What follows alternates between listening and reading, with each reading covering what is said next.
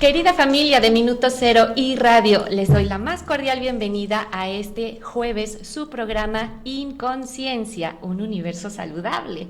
Y bueno, hoy agradezco como cada 8 días a Dios, al universo, por darnos este espacio para poder llegar a ustedes con información certera a sus vidas. Hoy vamos a abordar un tema dentro del pilar de paternidad consciente. ¿Por qué duele educar a un hijo? Y para ello me acompaña una mujer admirable por su perspectiva sobre la crianza y la educación de los niños. Ella es psicóloga clínica, maestra en terapia breve sistémica, terapeuta certificada en terapia de juego y terapia transpersonal, numeróloga, investigadora, filósofa y sobre todo algo bien importante y muy bello, es mamá. Creadora de una certificación para padres en línea, de la metodología también Cohabítate sanando las heridas de la infancia y de la metodología Lumiplay enfocada a niños y adolescentes. Y bueno, con ustedes hoy me acompaña Lucy Martínez. Muchas gracias, Lucy, muchas gracias a ti por estar con nosotros. De verdad que es un placer poder contar con la compañía de expertos como tú. Y pues bueno, creo que me propusiste un tema muy atinado, que hoy entiendo más ahora que te conozco, y es ¿por qué duele educar a un hijo? Y esto va muy de la mano con tu eslogan que me llamó mucho la atención, ¿no? Que la educación no tiene por qué doler. ¿Cómo surgió esta parte en ti? Bueno, primero que nada, muchísimas gracias a toda la audiencia pues que tú ya tienes. La verdad es que me di a la tarea de escuchar los programas, están súper interesantes. Muchas gracias también por la invitación. Es un placer, Lucy. Y la verdad es que yo desde que era niña creo mucho en el tema de la infancia, ¿no? Entonces cuando mi situación personal de vida me ayudó, considero que yo fui como muy huérfana emocionalmente. O sea, mis padres se separaron cuando yo tenía como 6 años. Y yo, más que un abandono, por así decir, sentí como que era injusto lo que estaba pasando, ¿no? Entonces eso hizo que a mí de manera particular me hubiera gustado que alguien me dijera de niña, yo tenía como 6 años cuando eso sucedió, que no era mi culpa, ¿no? Que no era mi culpa eso que estaba pasando, porque yo me sentía responsable de todo lo que había pasado. Yo tengo un hermano, pero es más chico. Entonces yo sentía como que la carga se me iba a aumentar, ¿no? Y que iba a ser la mamá de mi mamá, porque mi mamá entró en un duelo muy tremendo. La mamá de mi hermano. Claro. Y entonces siento que yo me perdí mucha parte de mi infancia. Y en algún momento yo me prometí a mí misma que yo iba a ayudar a los niños, ¿no? Porque yo decía, es que no puede ser que yo no pueda vivir mi proceso como de niña. No lo entendía con mucha claridad, pero siempre fui una niña que me cuestionaba todo. Sabías que algo pasaba. Sabía que algo estaba pasando. Que algo no normal en un niño estaba Exacto. pasando. Y además yo no me creía como muchos cuentos, ¿no? O sea, por ejemplo, mi mamá me decía, es que el ratón Miguelito, y yo decía, pero el ratón Miguelito, ¿por qué me va a traer dinero, no? Entonces siempre me estaba yo cuestionando y no me dormía hasta que no sabía la respuesta de por qué el ratón Miguelito traía dinero. Y yo decía, es que no puede ser, o sea, ¿a dónde lo lleva? ¿A dónde está su fábrica? Sí. ¿Qué hace, no? Entonces siempre me cuestioné muchas cosas y eso hizo que a muy temprana edad pues yo tratara de buscar soluciones, ¿no? Y los niños se acercaban siempre a mí a pedirme consejos, ¿no? Entonces eso como que mi vocación la traía yo ya desde muy chiquita. Qué bonito. Y después, digo, todo eso lo olvidas, o sea, cuando empiezas a ser grande y empiezas a vivir en un mundo diferente, se te olvida que eso era algo como esencial en la vida del ser humano. Tu vocación nace cuando eres niña, ¿no? Realmente. O sea, cuando tú haces las cosas que te divierten, que te gustan. Claro. Pero bueno, efectivamente me caso, tengo una hija y ahí es cuando empieza todo el tema. Yo desde siempre dije voy a ser terapeuta, voy a trabajar con los niños. Yo ya en ese entonces trabajaba en el Teletón. Muy bien. Y pues mi sueño era estar en un lugar así. Sin embargo, bueno, todos los que han visto los teletones saben que los temas de discapacidad son muy dolorosos. Sin embargo, cuando llega mi hija, me doy cuenta que yo también estaba muy deficiente en cuestiones de vínculos, porque al final, al yo no haber tenido como una infancia normal, por así decir, claro, me costaba mucho trabajo acercarme a ella de manera más íntima y sobre todo jugar, siendo que yo siempre fui terapeuta de juego, o sea, era como algo como muy paradójico porque yo podía jugar afuera con todos los niños, pero adentro no. Entonces yo me confronté a mí misma, entré como en muchas crisis cuando ya tienes un hijo y ese hijo de repente no responde a lo que tú crees que debería de responder. Entonces yo me cuestioné, te vuelvo a repetir, siempre he sido una persona que me cuestiono todo y en un momento cuando ella tenía como 5 o 6 años, yo llegué muy cansada, yo coordinaba ya varios teletones en el área de académica y implementamos varias metodologías, entonces yo viajaba. O sea, viajaba así, cuando se aperturaba un teletón, pues yo iba, ¿no? Entonces, yo andaba en todos lados. Y entonces un día llego de una semana ya muy pesada de trabajo, veo que mi hija tenía todo tirado en el suelo, ya sabes el tema de todas las mamás, ¿no? Así de ¡ah! Entonces llegué y le empecé a decir, oye, ¿cómo es posible que no? O sea, lo único que tienes que hacer es mantener tu cuarto, los juguetes. Me acuerdo que tenía yo un sillón blanco y todas las manitas así. Bueno, yo sentí que los pelos se me subían, se me bajaban. Sí. Y le empecé a gritar, o sea, empecé a tener como este enojo. Mi papá, que en ese entonces todavía vivía, me ayudaba a cuidarla. Y entonces yo nada más vi la cara de mi papá así de sorprendido. Y en eso mi hija se acerca y me dice, mamá, te odio. O sea, pero de ese odio así horrible. Sí. Y vi como sus ojos así se hacían como lagrimitas. Mi papá también súper sacado de onda y además me dice, y me quiero ir a vivir con mi abuelo. O sea, imagínate una niña de 5 años y medio, casi 6, que me dice, y me quiero ir a vivir con mi abuelo. No, bueno, o sea, en ese momento se me cayó el teatrito, la vida, todo. Y eso me acuerdo que fue la noche más dolorosa que tuve porque me metí a donde luego todas las mamás podemos estar, que es el baño. Así es. Y entonces me metí al baño, empecé a llorar y me acuerdo que toda la noche estuve llorando, no pude ni dormir, nada de pensar qué había yo hecho mal, o sea, dónde me había perdido, porque según yo había hecho todo lo humanamente posible, ¿no? O sea, yo pues le daba como mamá. Sí, o sea, yo sentía como que no le faltaba comida, que no le faltaba lo que es necesario, a lo mejor económicamente, ¿no? Hablando. Claro. Y también pues que a lo mejor yo sentía que le daba tiempo de calidad, que eso también tendríamos que analizar, eso de que de repente decimos que les damos tiempo de calidad. Entonces, según yo, cubría las cosas, pero la realidad es que no estaba cubriendo nada, donde en ese momento me dice, me quiero ir a vivir con mi abuelo, ¿no? Entonces, yo en ese momento hice un pacto conmigo misma y dije, voy a encontrar la forma, la manera de no repetir patrones, porque al final del día era la misma sensación que yo sentía cuando era niña y era la misma sensación que yo sentía con respecto a mi mamá, ¿no? Entonces voy a buscar las formas, las maneras, no sé cómo le vaya yo a hacer, ni dónde, porque no tenía ni la menor idea de cómo, pero sabía que yo iba a hacer algo. Y así sucedió, o sea, la realidad es que sí, entre terapias, coacheos, libros, o sea, soy una persona como muy disciplinada en ese tema, me gusta mucho leer, entonces la verdad es que entre que lecturas, soy fan de las terapias, entre muchas cosas, muchos maestros que tuve a mi alrededor, sin embargo, como que nadie me concretaba nada, o sea, como que yo quería la fórmula, ¿no? Así como yo quiero la fórmula para ver sí, dentro de la cómo en la desesperación yo quería saber cómo vincularme y que no me doliera, porque en ese momento me estaba doliendo mucho.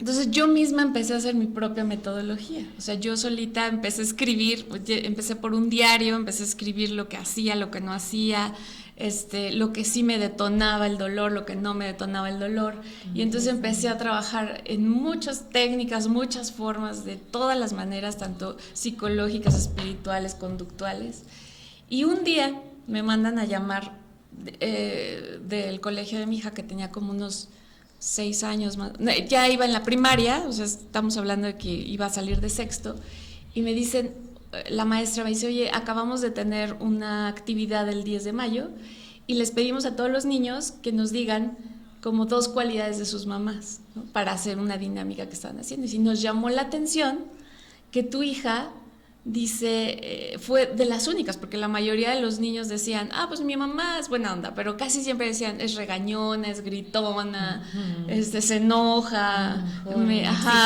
exigente, ¿no? Dice, pero tu hija fue de las, yo diría que únicas, que dijo, mi mamá es chistosa y es ternurita. Entonces en ese momento ya la vida me cambió, porque sentí que ya había hecho lo que yo había soñado, ¿no? Que era que en algún punto la imagen o la relación que yo tuviera con mi hija fuera favorable, y que rompiera yo ese patrón de la relación entre madre e hija es tortuosa, dolorosa, ¿no? Y que además, bueno, por lo que nos platicas, nos compartes, no fue sencillo ni rápido. O sea, fue todo muchísimos años, fue toda su primaria prácticamente, como de 6 años que estuve buscando muchas formas, muchas metodologías, hay muchos libros, pero no había algo que realmente a mí me convenciera, como que fuera, yo lo vivía en el día a día, soy terapeuta infantil desde hace 20 años, entonces yo escucho a los niños, me di la tarea de escucharlos, ¿no? Les pregunto, siempre es una pregunta que cuando los veo en los pasillos, siempre les digo, ¿qué te hace feliz? Y cuando yo los cuestiono y les pregunto, todo tiene que ver con la calidad, con el vínculo. Entonces podría decir que yo me especialicé en eso, o sea, me especialicé en ver cómo mejorar esos vínculos entre padres e hijos. Entonces, también de ahí surge, Lumiplay soy la fundadora y tiene ya 11 años de existir. Entonces, es un centro donde específicamente atendemos a niños de 0 a 18 años, y entonces me ha dado como toda la posibilidad durante todos estos años como de hacer esa investigación como de campo, ¿no? Todo el tiempo. Sí, y estás ahí. Estoy ahí en el día a día. Y la verdad es que eso me ayuda mucho. Primero, pues a mí como persona, la relación con mi hija mejoró favorablemente, y hoy tiene 16 años, o sea, ya está en la prepa, pero la verdad es que la secundaria nos la pasamos muy bien. La pandemia fue una etapa donde yo pensé que iba a ser muy complicada, pero creo que todo este trabajo previo que yo hice me ayudó muchísimo a que, viviendo casi 2 años que duró la pandemia, viviendo las dos en el mismo contexto, pues las cosas fueran diferentes, ¿no? Entonces, y bueno, ese día cuando las maestras me dicen, ¿qué hiciste? Porque después la pregunta fue, bueno, ¿y cómo le hiciste? Es cuando yo decido, voy a documentar este proceso, ¿no? Que llevé. Que ya es una metodología. Que se convirtió ahora en una metodología, y que hoy por hoy en Lumiplay lo enseñamos. O sea, como que se volvió ya parte de esta forma. Por eso es que cuando los papás llegan con nosotros con diferentes situaciones, diferentes cosas, siempre les digo, ¿qué te duele? ¿No? Y por lo regular lo que les duele pues es que no me hace caso, no me habla, no me dice, se está cortando, me está haciendo, o sea, se desespera, yo le grito. Y así es como poco a poco yo he ido encontrando como unas formas más, pues, ¿cómo se puede decir? Como más amables. Claro. Y acortar el camino, porque definitivamente el camino es largo cuando no tienes como un tema. Y otra cosa que yo he aprendido con la vida es que a veces yo no conozco ningún papá, ninguna mamá que no quiera el bien para sus hijos. O sea, jamás, yo nunca he escuchado a alguien que diga, ay, es que le quiero hacer la vida de cuadritos, o quiero que sea infeliz, o yo quiero ser infeliz. Claro. No, nadie. Todos tenemos como que la buena intención de ser buenos padres, pero desgraciadamente no todos lo vamos a lograr. Y porque no sabemos cómo. Porque primero no sabemos cómo, y en segundo lugar creo que no hemos hecho conciencia, como diría tu programa, no hemos hecho conciencia del papel tan importante que tenemos en la vida de nuestros hijos. Y lo más importante, no sabemos los beneficios que eso generaría si yo realmente empiezo a cambiar mis formas que aprendí de niña, de adolescente, de relacionarme, porque la más beneficiada he sido yo. O sea, pareciera que ha sido como un trabajo para mi hija, pero en realidad la más beneficiada he sido yo, porque yo al trabajar todo este proceso de vinculación con ella, aprendí a vincularme conmigo, aprendí a vincularme con el entorno, porque no nada más es el tema de, o sea, siempre hay que cuestionarnos. Yo creo que la palabra clave es cuestionarnos. ¿no? Si lo que realmente estoy el haciendo... estar en la constante búsqueda, o sea, me está funcionando o no. Sí, y incluso tu mismo hijo te lo puede decir. Claro. ¿no? Fíjate que rescato 2 puntos importantes. También me gustan mucho las terapias de varios estilos. Y una terapeuta me dijo, es que lo que hagas, hazlo por ti, para tu beneficio, porque cuando lo hagas por ti, para ti, vas a empezar a detonar en el contexto, en el entorno y obviamente con tu hijo, ¿no? Entonces, eso es algo que vuelvo a escuchar y que me da mucho gusto, ¿no? Como dices, la beneficiada fui yo, pero en automático, pues estás viendo que ese beneficio también lo recibe tu hija y lo va a replicarse muy seguramente, ¿no? Pues eso es algo que yo le digo todo el tiempo. Hay cosas que veo que ya ahorita que ya está en la prepa, ya está en otro tema, siempre le digo, hay cosas que yo ya pagué el precio, ¿no? Aquí ya te toca hacer las cosas diferentes. Claro, entonces, sí, yo creo que hay que ir reconociendo que conforme tú vas avanzando, también los más beneficiados son ellos. Exacto, ¿no? en consecuencia. Porque no van a, pues en teoría no deberían repetir eso que tú ya pasaste. Así ¿no? es, que es donde nos toca romper. Y paradójicamente mi relación con mi mamá mejoró en un 90 y tantos %, ¿no? O sea, cambió, porque en el momento que yo como que reestructuré ese vínculo, entonces hoy la relación con mi mamá no voy a decir que es súper maravillosa, pero creo que yo también tomé el lugar que me tocaba. Claro. Y eso ayudó muchísimo a como ordenar el sistema, ¿no? A lo mejor te refieres a que ya es sana. No es excelente, pero a lo mejor ya es una relación sana. Yo sana, considero que sí, ya se volvió una relación sana, ya está padre. O sea, por ejemplo, si ella me habla, yo le hablo por teléfono, ya no hay este roce de... Ay, es mi mamá, ¿no? Claro. Entonces, ¿le contesto o no le contesto? Le contesto o no le contesto. No, la verdad es que cambió muchísimo esa perspectiva hacia con ella también. Qué bueno, me da mucho gusto. Y nos hablaste ahora también del vínculo. Este vínculo nos mencionas que hay que construirlo, o sea, que no se va a dar como... Siempre creemos, ¿no? Y nos dicen, ay, es que vas a ser mamá y es lo más bonito y te va a brotar y entonces no es así. Yo no lo he sentido también así, o sea, que sea algo natural. No, yo creo que eso también es algo que la mercadotecnia y el no tener la información. Fíjate que a mí me pasó algo muy chistoso cuando... Yo ya era terapeuta infantil cuando mi hija nació. Yo ya había hecho una especialización. O sea, yo ya estaba en el rubro del trabajo de los niños. Pero cuando yo me entero que estaba embarazada, yo no estaba... Yo me iban a operar de la vesícula. A mí no me iban a operar de... Yo no iba a los estudios por un embarazo, sino porque me iban a operar de la vesícula y yo ya estaba muy mal. Ya. Y entonces en ese momento se convierte en un embarazo de alto riesgo. Claro. Y me hacen una pregunta que yo creo que a veces es complicada contestarla, ¿no? Porque la doctora apenas tenía un mes de embarazo porque yo me iba a operar, por eso fui a los estudios. Porque yo no sé si aquí en tu audiencia alguien ha tenido dolores de la vesícula, pero son muy similares a un embarazo. O sea, te dan vómito, te dueles, náuseas, sí. todo. No lo he sufrido, pero lo he visto. La gente que lo ha vivido. Entonces, la verdad, yo no tenía como ni la más remota idea de que estuviera embarazada. Entonces, cuando la doctora me dice, oye, en este momento puedes decidir abortar, porque tu embarazo es de alto riesgo y apenas tienes un mes. Wow. Entonces, la vesícula ya está muy avanzada, no podemos esperar. O sea, pones en riesgo tu vida y la vida de tu hija. Entonces, desde ese momento mi vida da un giro de 360 grados, porque no solamente tengo que cuidar mi propia vida, sino también la de otro ser. Entonces, bueno, yo soy muy creyente de los temas como espirituales, y entonces yo dije, bueno, si esta alma ya quiere estar aquí conmigo, adelante. O sea, por algo ya está, y yo creo que más bien para adelante. Y bueno, en ese momento dije, a ver, no, doctora, no quiero. Y dígame todo lo que tengo que hacer. Entonces me dijo, bueno, pues vas a tener que tener una dieta, vas a tener que venir, o sea, tú sí o sí tienes que venir cada mes, estos son los factores de riesgo. Y la verdad es que todo el embarazo fue toda una aventura, ¿no? O sea, sí, 2 veces me hospitalizaron.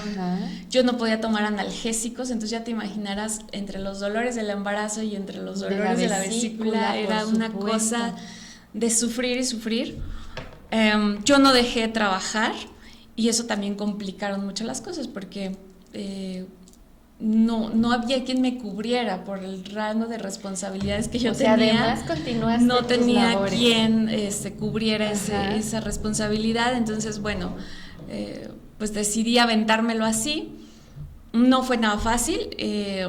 También cuando el papá de mi hija también, al no comprender, o sea, no estar del lado mío, pues no entendía tampoco, ¿no? Entonces pensaba que yo le exageraba, entre muchas cosas. Entonces, al final, sí llegamos a término, pero yo me veo muy grave, me quedo hospitalizada, pierdo muchísima sangre, al grado de que, pues según la doctora, ahí casi quedo, ¿no? Uh-huh. Y mi hija también, o sea, obviamente el sufrimiento fetal también fue fuerte, entonces ella se queda en terapia intermedia y yo me quedo en terapia intensiva. Wow. Entonces, yo recuerdo que en ese entonces lo único que decía, o sea, lo único que hizo que yo regresara como de ese shock es que yo me acuerdo que la oí llorar. Entonces, como que yo decía, no me puedo ir de esta vida.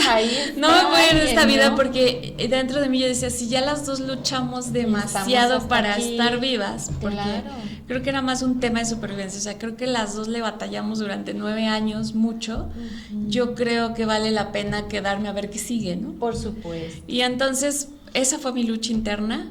Regreso con muchas complicaciones físicas, había perdido sangre impresionantemente. Pero en ese momento, cuando me la entregan y la veo, o sea, yo dije, ¿y dónde está la magia?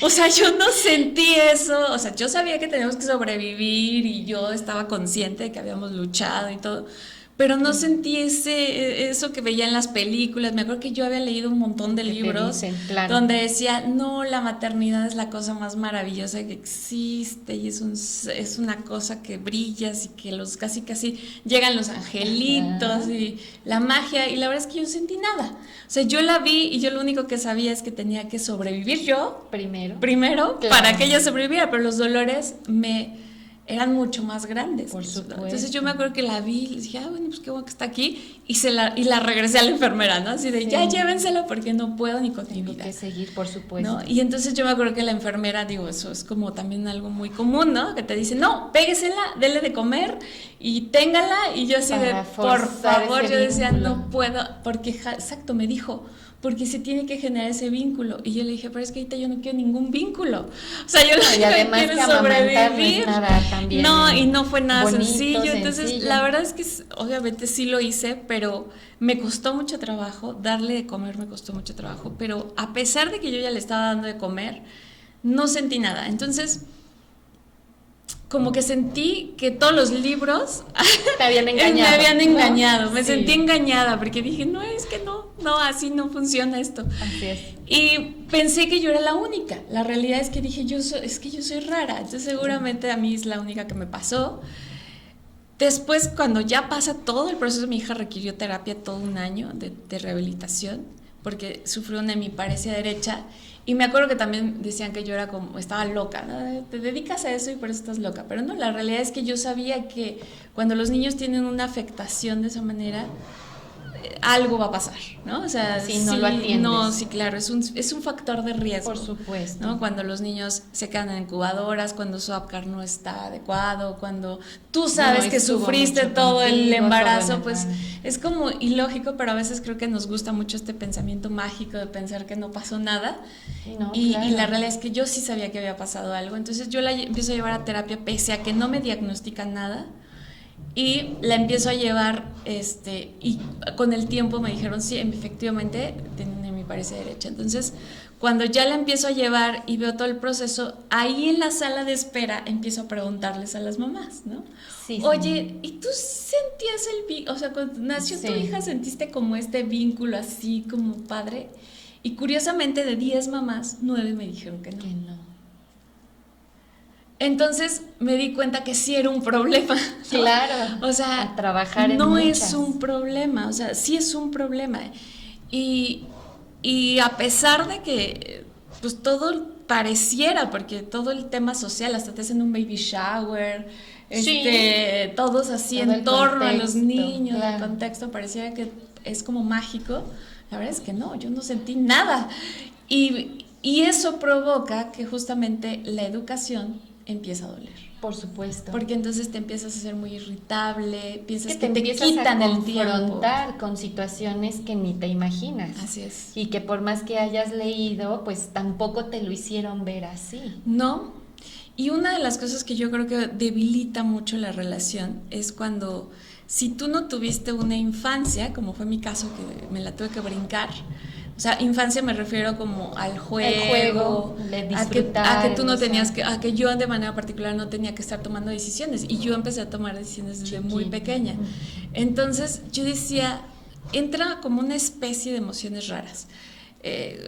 Entra entre el celo de ver que ella sí está jugando y yo así de, yo nunca jugué, ¿no? Ajá. Entre que yo veía como su papá, por ejemplo, jugaba con ella y yo decía, es que mi papá nunca jugó conmigo, ¿no? Claro. Entonces empieza a haber como sentimientos encontrados entre que no sabes qué darle y qué no darle, entre que yo sentía que me quitaba el tiempo y entre que además no sabía cómo acercarme realmente afectivamente a ella. Entonces yo cubría lo mínimo necesario. Cuando en un principio creías que habías cubierto todo. Cuando yo creía que había cubierto todo, pero la realidad es que lo que no había era un vínculo. Así es. No lo hubo cuando nace y tampoco lo hubo mágicamente. Así es. Entonces por eso es que creo que donde yo me especialicé fue aprender a trabajar un vínculo, ¿no?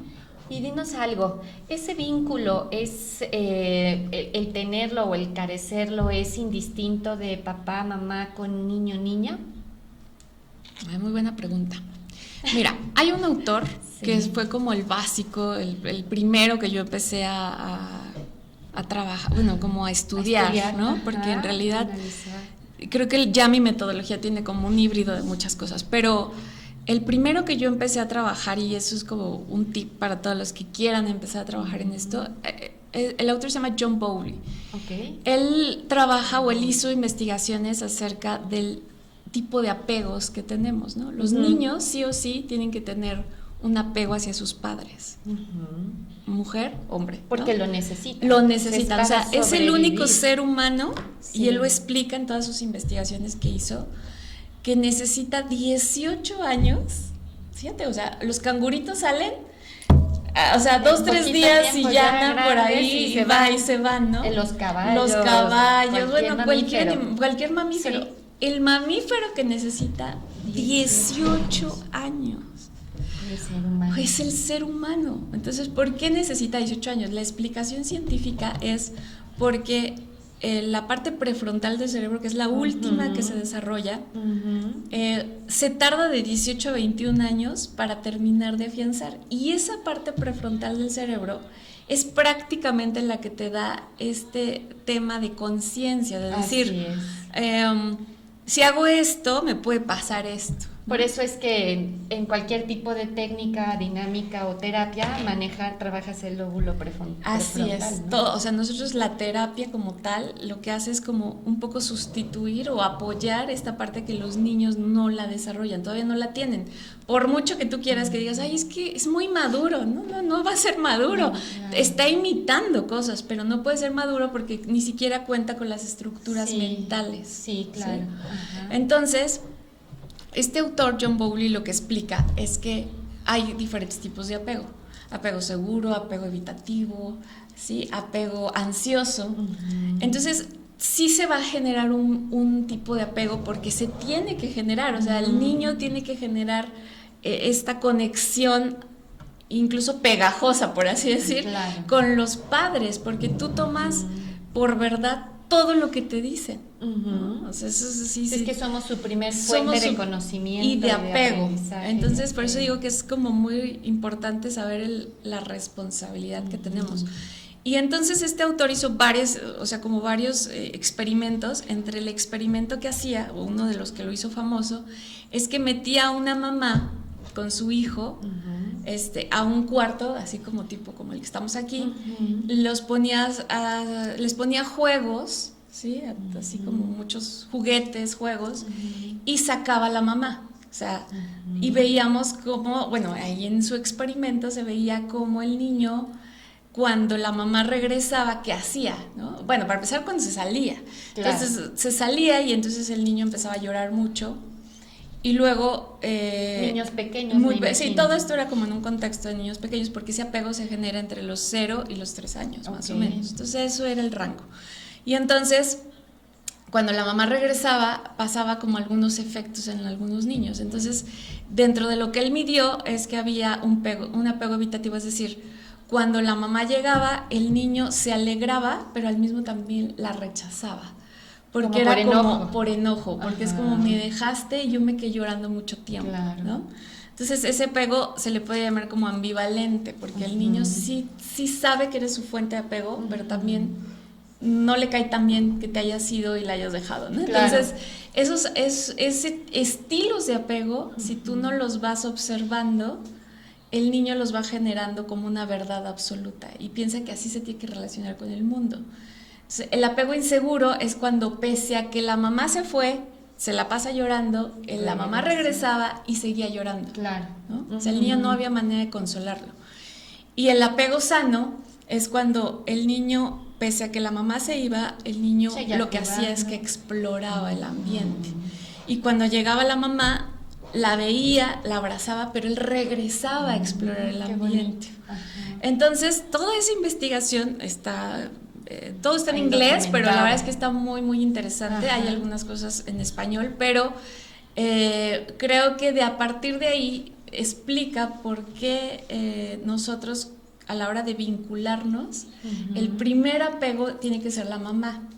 Sí, o sea, no hay más, porque el niño tiene o sea, cuando nace el niño, él no dice soy otra persona. No es soy la extensión. Soy la extensión de mi mamá. Sí, entonces, cuando el niño llora, este autor explica que no es porque llore por ti, llora porque piensa que se va una mano, un pie, un brazo, y entonces se siente incompleto y necesita esa completud que la da la mamá, porque estuvo de entrada 9 meses en el estómago. Por supuesto. Entonces, la pregunta que siempre me hacen para contestar lo que tú me acabas de decir, ¿qué pasa con un papá y con otro? O sea, ¿dónde entra el papá? ¿No? O sea, o en qué momento el papá. Mamá, la realidad es que al menos hay muchas teorías, hay muchos autores que hablan de esto, pero más o menos el rango donde el niño tiene que aprender de manera natural a generar ese apego seguro es de los 0 al año y medio. ¿Sí? Esto es como un reflejo que entre teorías se tendría que quitar, o sea, esta sensación como de necesito demasiado a la mamá. Cuando el niño, pese a que pasan los años, sigue necesitando tanto a la mamá, es porque no se generó ese apego. Incluso hay un trastorno que se llama trastorno reactivo de vinculación, que justamente es eso, no se generó ese apego seguro. ¿Sí? Bien. Y también pasa por otros factores. A veces las mamás tenemos que salir a trabajar antes de tiempo, no estamos preparadas emocionalmente para tener un hijo, tuviste una situación como depresión posparto, bueno, tantas cosas que pasan alrededor. Ahora, por ejemplo, a los que les tocó en pandemia, ¿no? La pandemia también hizo un factor de riesgo para esto, ¿no? Entonces, entre muchas cosas, es muy difícil generar ese apego seguro. Y bueno, pero regresando a la pregunta que me hiciste, ¿qué pasa con el papá? Si para el niño, el bebé, lo más importante en su primer año de vida, o sea, año, meses, es la mamá, entonces la función del papá, bajo este concepto y esta teoría, la teoría del apego, es proveerle a la mamá todo lo que necesita para generar ese ambiente seguro con los niños. O sea, su papel es muy importante, pero con la mamá. Externamente al niño, o sea, más bien apoyo a la mamá. Es apoyo a la mamá, porque si la mamá está mal, como era mi caso, ¿no? Que yo no sentía como el apoyo de ningún lado. Así es. Entonces es muy difícil que ella pueda relacionarse y dedicarse al niño. Al contrario, tiene que estar buscando su supervivencia. Exacto, ¿no? Eso te iba a decir. Entonces, ese papel pues, es muy importante. O sea, uno diría, ¿cómo? O sea, ¿no? Sí, pero es sumamente importante darle ese soporte a la mamá. El proveerle sobre todo la parte emocional, para que entonces la mamá pueda volver. Porque además, digo, todas las que hemos sido mamás sabemos que hay un desbalance emocional, endocrinológico y de todo tipo dentro de ti, ¿no? O sea, claro, y anemia. Luego si le juntas alguna situación médica o algo. Sí, bueno, ya, si además te ves grave, etcétera, etcétera, bueno, todo se vuelve muy complejo. Entonces, cuando ya entra el papá en acción, o sea, al principio es cuidar a la mamá, ¿sí? Sí. Y posteriormente es el papá empieza a ser descubierto, por así del niño, y que necesita también todo el soporte, más o menos a partir de los 3 años. Okay. A los 3 años el papá empieza a ser ya una fuente directa para el niño o la niña de estructura, orden, disciplina, amor, afecto y bueno, pues todo lo que se necesita. Además porque el niño a esas edades ya empieza a identificar la Sí. diferencia de sexo, ¿no? Así es. Ahí, y más que la diferencia de sexo, ya empieza a identificar los roles. Los roles. O sea, ya se sabe diferente a la mamá. Principalmente. Principalmente. Ya sí, luego pero mientras que es eso niño, no pasa, o que es niña. Todavía la mamá se vuelve la fuente de afecto. De hecho, se han hecho también estudios donde, por ejemplo, los niños cuando entran a primero de preescolar, el hecho de que ellos tengan esta sensación de que están a salvo es que la mí se parezca mucho a la mamá. Qué bonito. Por eso, cierto. no sé si han visto, bueno, si no los invito a que un día observen, en los grupos de primero de kinder, los niños andan juntos pero no revueltos. O sea, todos andan como en manada, sí, es cierto, pero no están revueltos. Claro. Y todos están atrás de la Miss. Sí, o sea, como pollitos. Como pollitos, Sí. Exacto, porque en realidad todavía ahí está todo ese proceso Claro. de como de identificación con la mamá todavía. Claro. ¿no? Luego por Entonces, eso salen diciendo, es que la Miss es mi princesa como tú. Sí, exactamente. Y sí, ¿no? exacto. Y Y yo no en había realidad pensado eso. quieren, o sea, en realidad es la extensión de la mamá. Claro, así es. Bueno, y aquí nos hacemos conciencia de la importancia de saber elegir también colegio. Maestra, ¿no? Porque al final va a ser nuestra suplente Es nuestra sana. nuestra suplente Ajá. en este proceso. Ya en segundo, por eso digo que más o menos a los 3 años, ya en segundo de primaria ya no es. Y una cosa importante es que si todavía vemos que los niños ya terminaron tercero de kinder, ¿no? Ya van a pasar a la primaria y todavía tienen un gran apego a la mamá. O sea, no quieren salir de sus casas por no querer estar entonces ahí ya estamos hablando de un desfase y que el apego no se hizo. Que se hizo inseguro, se hizo inseguro, se hizo evitativo, se hizo ambivalente, y eso es, por eso es que te comentaba, existen varios trastornos en torno al vínculo. Claro. Sí, hay uno que se llama trastorno de apego evitativo, hay uno que se llama trastorno reactivo de vinculación, y de este se dispara otro trastorno que se llama ansiedad generalizada, donde los niños no diferencian y sienten muchísima ansiedad a todos los ambientes ajenos a su casa, ¿no? Claro. He visto también que por eso, bueno, yo creo que es esta sensación del niño de decir, ¿qué viene, no? ¿Y qué vamos a hacer, mamá? Y no es luego, pues, predecible, sigue. no Exacto. es predecible. Sí, Así aunque es. el factor principal, ese digamos que es como el síntoma externalizado, pero el factor principal está relacionado con que no han introyectado a la mamá. O sea, no se terminó esa sensación. Hay otra autora que se llama Melanie Klein, que justamente ella habla acerca de cómo nosotros generamos este concepto y cómo integramos a la mamá, al papá dentro de nosotros. Okay. Entonces, cuando el niño no siente que ha integrado esa figura, entonces no hay manera de calmarlo. O sea, no hay manera, porque es como... me falta algo. Se tiene que trabajar. Y hay que trabajarlo, porque de ahí se derivan muchos problemas y conflictos, que por eso creo tanto en la infancia, que si tú lo arreglaras en el momento y tuvieras esta asesoría y los niños como que resolvieran ese conflicto, entonces obviamente la etapa que sigue sería diferente, y la que sigue sería diferente, y su vida sería diferente. Sí. Porque lo que llega a pasar después de esta etapa, y vamos a suponer que no se trabaja el vínculo y uno dice, se le va a quitar porque nada más porque está consentido, berrinchudo, o sea, lo que siempre decimos, ¿no? Es porque la mamá lo consiente, sí, claro. Es porque tiene mamitis, está que está en la edad del berrinche, etcétera, etcétera. Y como eso no se llega a resolver, los niños pasan a otra etapa que se llama periodo de latencia, ¿no? Jean Piaget es otro de los que habla sobre toda la teoría del desarrollo, Erik Erikson también. Entonces ellos hablan de que posteriormente a esta etapa hay una etapa que se llama latencia, donde pareciera que toda la sintomatología que pudiera tener un niño se calma, ¿Por qué se calma? Porque todo se va a enfocar a su crecimiento físico. Es como que la sangre se va hacia allá. Cuando ya se empieza el estirón y todo. Entonces ahí es donde ya empieza como los cambios físicos, biológicos, ¿no? El niño empieza a crecer. Y entonces como que la atención se pasa un poco más a la parte física y social. Y pareciera que eso ya se desapareció. ¿Cuándo se reactiva? Que es ahí donde los papás tenemos que estar como muy atentos en estos temas. Vamos a suponer que va muy feliz, muy contento ya a la escuela porque ya está aprendiendo nuevas cosas, ya no se angustia, pero está latente nada más. Pero resulta que a la mitad del camino cambian a la maestra o se tiene que cambiar de escuela o su mejor amigo o su mejor amiga se va. Entonces, el niño o la niña se le vuelve a reactivar este apego inseguro. Por supuesto. Y entonces puede haber regresiones y además otra vez puede empezar a generar situaciones que se ven superado. Ejemplo, hacerse la pipí, otra vez ya no quieren ir al colegio, otra vez extrañan demasiado a la mamá, no se quieren cambiar de la cama de mamá, no se quieren ir a su recámara, o sea, regresan estas instancias. Porque no se trató en el momento. Porque ese proceso de vinculación no se dio. No se dio. Así es que, como tú me mencionabas, si duele es ¿por qué? Porque no tenemos... La educación duele principalmente desde mi punto de vista por 3 factores. O sea, duele, 1, porque no se generó el vínculo seguro, ¿sí? O sea, eso es una razón.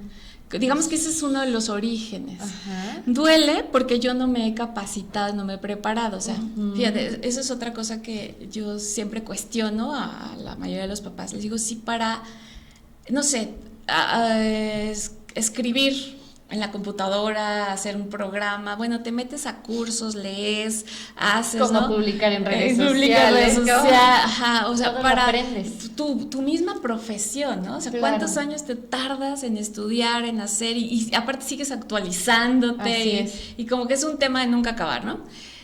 ¿Por qué si lo que decimos que es lo más importante para nosotros? Nuestros hijos, porque así, si tú escuchas a cualquier papá, mamá, tú le dices, ¿qué es lo más importante? Que mis hijos estén bien, que mis hijos sean felices, ¿no?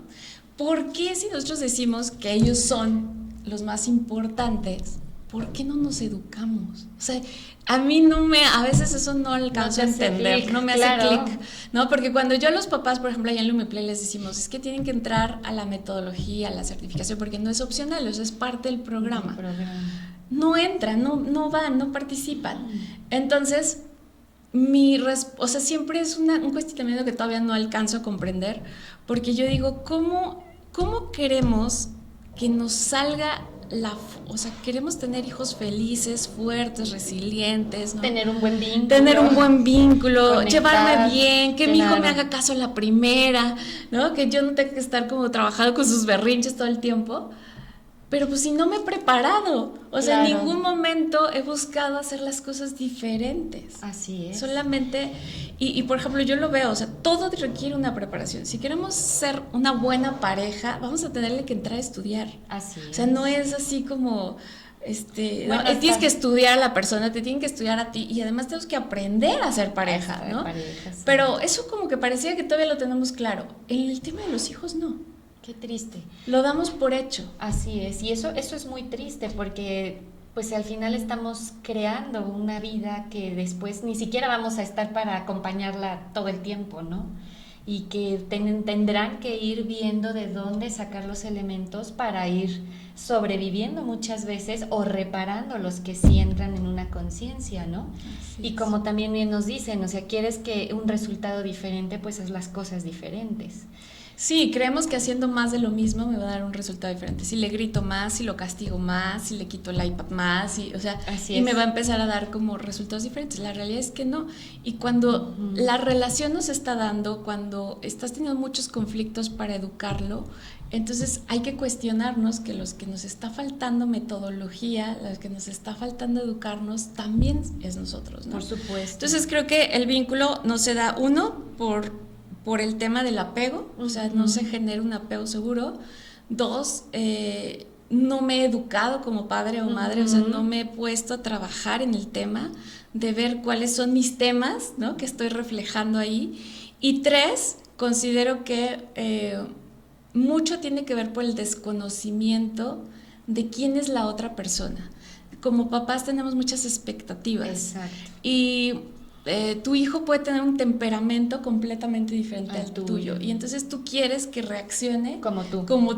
Claro. ¿No? Entonces ese es otro tema que yo creo que nos daría otro programa para que te lo explique. Por supuesto que lo pero vamos a hacer. El hecho de que no tengamos esta análisis de cómo es realmente el niño que tengo enfrente. Me acuerdo mucho que yo en esta búsqueda, un día en una librería, compré un libro nada más por lo que vi atrás en el prólogo. Ya el libro sí ya no me gustó, pero lo que venía atrás decía, los hijos son una desilusión. Y en ese momento me dolió, o sea, dije, ay, creo que sí, pero me resistí a creerlo, ¿no? O sea, como que, ¿cómo van a ser una desilusión? Pero sí, la realidad es que sí.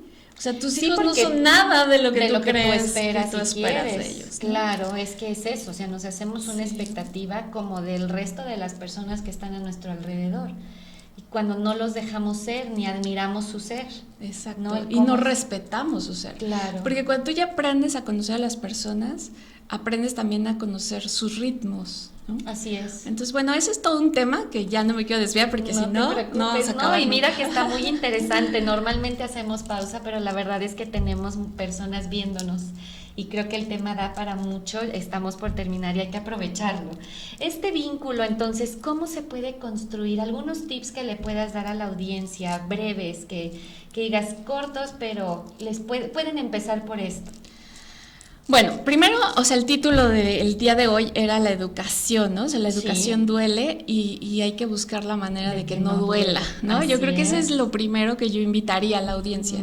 Que hiciéramos una conciencia que si está doliendo a la hora de que yo educo, ayer justo tuvimos una plática previa antes de venir aquí y yo le decía, es que el problema es que no educamos, reaccionamos nada más. O sea, cuando nosotros como papás nos cachamos únicamente dando reforzadores, si haces esto, te voy a dar esto. Si solamente me la paso como... Ya sea premio o castigo. Sí, ¿no? Si yo me cacho únicamente como reaccionando en la educación, es decir, me enojo, te digo, me dices, y pienso que de esa manera voy a cambiar una conducta, ese sería el primer paso para detectar que no estás educando, estás reaccionando. Y por lo tanto no estás generando nada que deje un impacto en la vida de tu hijo. Porque solamente mientras tú estés ahí, lo va a hacer. El momento que tú te vayas, lo va a dejar de hacer. ¿Sí? Porque tú nada más te estás volviendo una fuente restrictiva. ¿Sí? Claro. O sea, no hagas esto, no hagas lo otro, te tienes que portar bien, ¿no? Y todo eso es muy ambiguo para los niños, pero sobre todo el tema de que yo pienso que restringiendo, enojándome, diciéndoles que no es posible, ¿no? En ese momento estás educando, no estás educando, solamente estás reaccionando. Entonces, ese yo creo que de ahí viene el por qué duele educar. Claro, porque no la pasas bien, además. Porque simplemente mamá, después papá. te da culpa, después sientes que eres un mal padre, una mala madre, y porque además fuiste reactivo, ¿no? Te enojaste, le gritaste, le dijiste. De hecho, ahí en la plataforma de Lumiplay MX, ahí nos pueden buscar, hay un taller que damos que se llama 5 días libres de gritos, donde justamente ahí les enseñamos, principalmente a las mamás, cómo es ese patrón reactivo del grito, ¿no? Y cómo es que esto, cuando tú no lo haces conciencia, se vuelve un estilo de crianza. Claro, ¿no? Y como el momento oportuno, yo creo que para frenarlo. Exacto, entonces eso es principalmente lo que hace que la crianza duela. Bien. El hecho de que yo no uso no tengo un método, simplemente soy reactivo. Claro. ¿Sí? Entonces, tips, o sea, yo creo que 3 cosas que podríamos empezar a hacer ya ahorita de manera inmediata para empezar a hacer como una diferencia, ¿no? En mi relación, no importando la edad que tengan, yo creo que estos tips aplican para todas las edades. Bien. Es 1, yo los invito a generar de verdad un diario de observación. O sea, el primer paso es observarte. Es decir, ejemplo, cuando mi hija dice no a algo, ¿yo qué hago? Sí, o sea, lo primero que hay que hacer es observación. O igual cuando tienes éxito, ¿no? Cuando mi hija hace bien las cosas, ¿qué hago? ¿O qué hice para ¿O qué hice? ¿Cómo reaccioné? Ajá. Cuando yo le digo 3 veces que venga a comer y no viene, ¿qué hago? O sea, todos estos momentos de verdad que le llamo así de donde yo doy una indicación y no se cumple la indicación, o sí se cumple, lo primero que tenemos que tener mínimo un diario de observación de 7 días, ¿no? Observándote, ver cómo tú reaccionas ante la reacción de tu hijo. Eres tú, ajá. O sea, le digo, hijo, ayúdame, ponte a lavar los trastes, y mi hijo no lo hace, ¿qué pasa en mí? Exacto. ¿Sí? ¿Cómo reacciono? ¿Qué digo? ¿Qué me frustra? Porque ahí es donde empieza la verdadera conciencia. Claro. De cómo tú te estás relacionando con... Es que yo creo que ese diario nos va a traer al momento presente. Nos va a traer al momento presente. Que es donde empieza la conciencia, ¿no? Sí. Y también ahí te vas a dar cuenta cómo compensas esos espacios, porque cuando tú te la pasas reaccionando, llega un punto que te da mucha culpa. Y entonces, ¿qué empiezas a hacer? A comprar. ¿Sí? A dar, o sea, y luego das en exceso, ¿no? Así es. Y luego te preguntas, ¿por qué mi hijo es tan berrinchudo? Pues porque le das todo, ¿no? O sea, al final quiere el tal cosa y ándale, sí, pues, ¿no? Y no tiene ningún tipo de responsabilidades, ¿no? No le hemos generado este tema de toda relación tiene un ir y venir, claro. toda. Así o sea, es. cualquier relación interpersonal que tengamos, lo primero que tenemos que aprender es que se aprende dando, ¿no? Así es. Pero si tú no se lo enseñas, pues ¿quién se lo va a enseñar? Así es, ¿no? Lo va a carecer. Entonces eso lo va a carecer, que hoy tengo otra plática que en otro día lo vamos a hacer, que por favor. Les digo que somos la generación gomita, ¿no? Que es otro tema muy amplio, pero somos papás gomitas, ¿no? Entonces ya luego pues te platicaré el tema. De qué es ser y papá bueno, gomita. El segundo tip que yo les daría es cuando ustedes quieran, cuando ustedes sientan que ya la relación está como muy áspera, muy difícil, no importando la edad que sean de tus hijos, es decir, no me puedo comunicar, o sea, que yo tenga esta sensación de comunicarme con mi hijo, sea la edad que sea, tenga la edad que sea. Algo muy importante es preguntarle al niño, o sea, no importa la edad que tenga, es preguntarle, oye, esto que yo estoy haciendo contigo o esta situación que estoy haciendo contigo, ¿te hace sentir que te amo? ¿Sí? Porque nunca cuestionamos nada.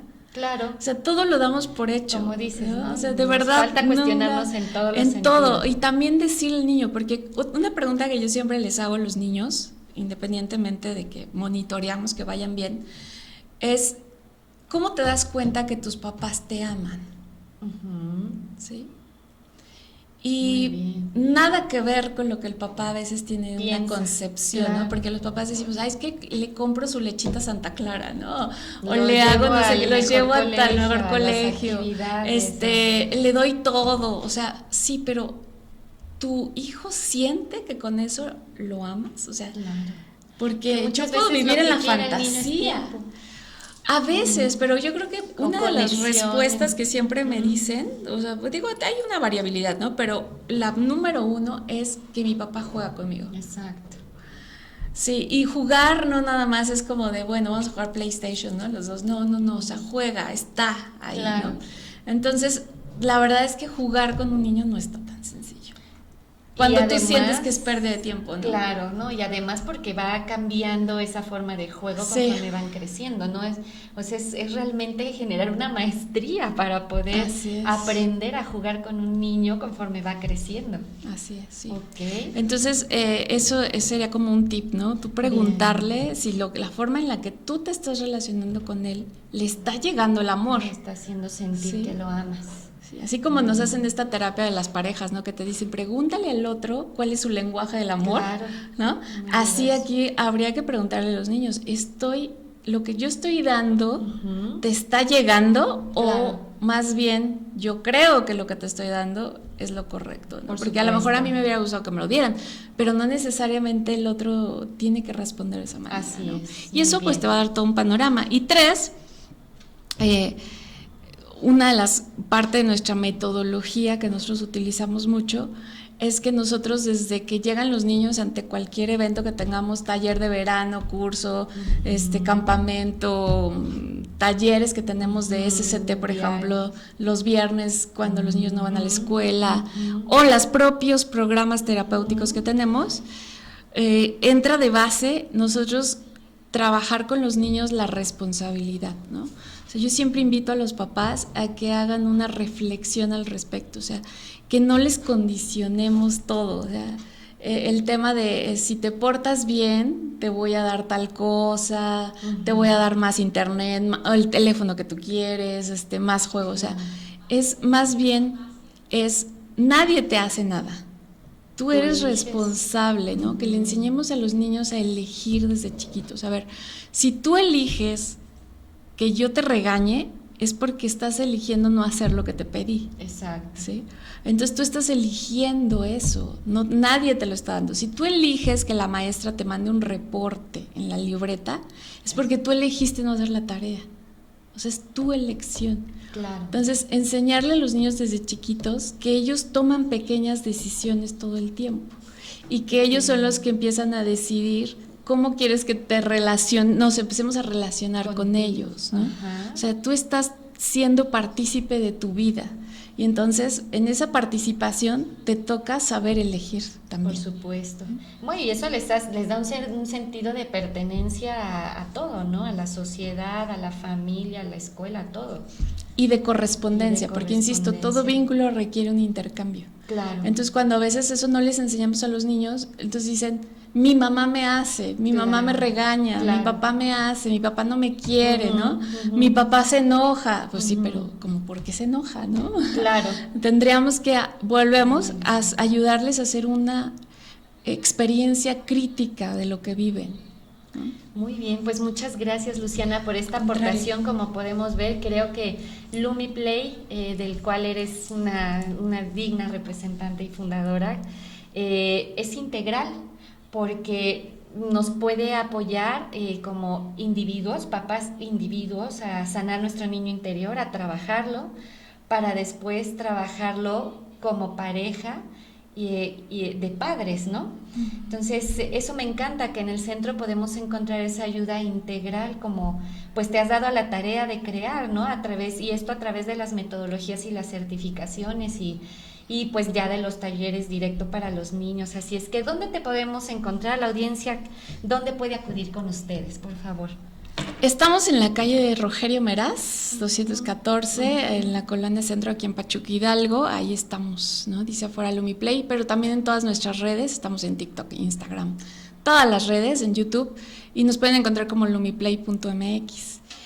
Los lunes, todos los lunes tenemos un programa que se llama Pijamadas LumiPlay, donde todo el equipo de LumiPlay, los diferentes especialistas que tenemos, la que se dedica a la nutrición, la del lenguaje, la terapeuta física, los psicólogos como tal, tienen participación en ese programa, y estamos dando siempre, pues cada semana alguna aportación.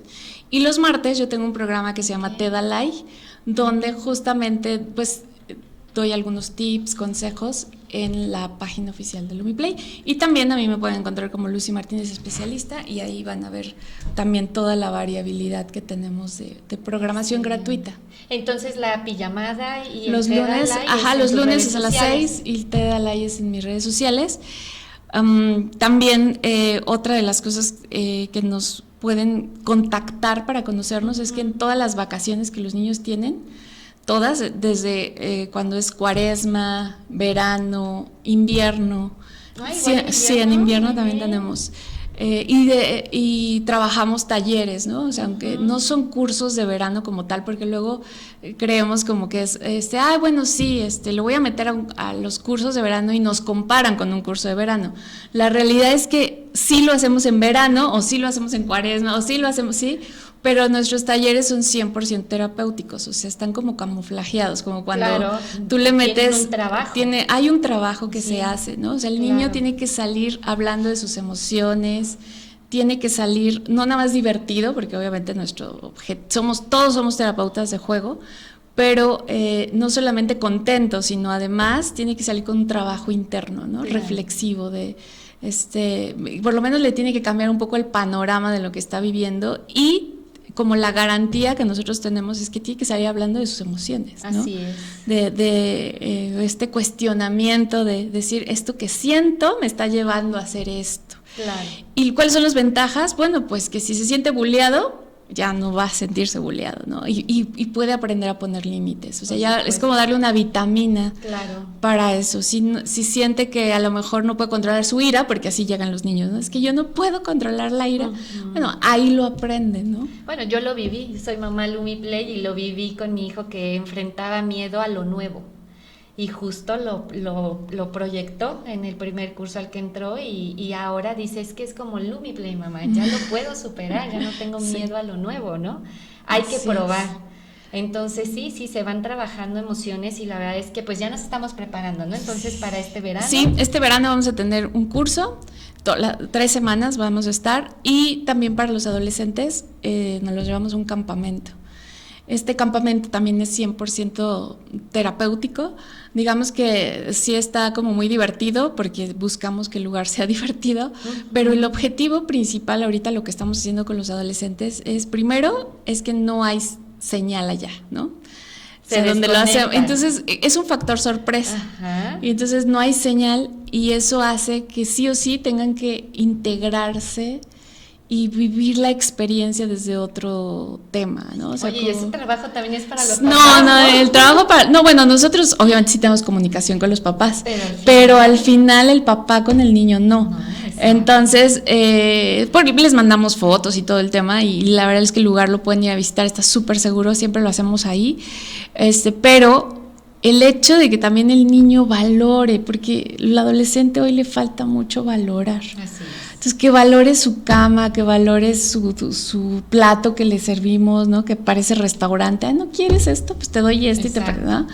Entonces, que valore todo lo que de repente le damos, pero en un ambiente que no sea tan doloroso, ¿no? O sea, yo siempre busco que sea divertido, siempre pero y una contención. Pero el trabajo que se hace ahí, la verdad que los adolescentes, o sea, sí dicen, ¿cómo no me había dado cuenta, ¿no? Que me estaba perdiendo de esto. Entonces, ese trabajo es muy bonito. A mí me encantan los campamentos, porque sí veo una transformación en los adolescentes. En ese tiempo, cuando los llevamos, sí se va uno y regresa otro. Entonces pues está súper interesante. Ahí está en nuestras redes, ustedes lo pueden buscar, y ahí nos podrían contactar. Pues muchísimas gracias, Luciana, y bueno, vamos llegando ya ahora sí al final del programa. La verdad es que fue muy placentero, porque aprendimos muchísimo. O sea, me llevo mucho en lo personal, creo que también mi audiencia, por eso es que tenemos dentro de Inconsciencia la parte de paternidad, y pues estaré encantada de invitarte más ocasiones, de escucharte, de que nos hagas el favor de pues irnos dando una guía, y estoy segura que también mis escuchas estarán muy al pendiente de tu visita con nosotros. Pues bueno, nos vemos ahora sí hasta el próximo jueves 27. Les quiero comentar que en 8 días no habrá transmisión matutina dentro de la radio, así es que pues nos vemos hasta dentro de 15 días, el jueves 27 de julio. Ahora, para abordar el pilar de finanzas prósperas, regresan con nosotros esta comunidad internacional RAP, para platicarnos más de ellos, de su metodología también, hacernos la invitación como cada mes que están con nosotros. Agradezco a todos los expertos, Luciana, nuevamente muchísimas gracias por haber estado en este espacio, al público que nos sigue, a nuestros amigos, familia, y también a Leli de Matizalón, que como siempre me apoya en el cuidado de mi imagen. Si les gustó, por favor, el programa, denos un like, compártanos. hay muchísimas personas a nuestro alrededor que necesitan de esta información, que necesitan este llamado a la paternidad y sobre todo bien dirigida, bien consciente. Compartan por favor y pues bueno, es un placer haber estado con ustedes un jueves más. Nos vemos hasta dentro de 15 días. Muchísimas gracias. Gracias, Lucy, nuevamente. Al contrario, gracias. Muchísimas gracias a ti.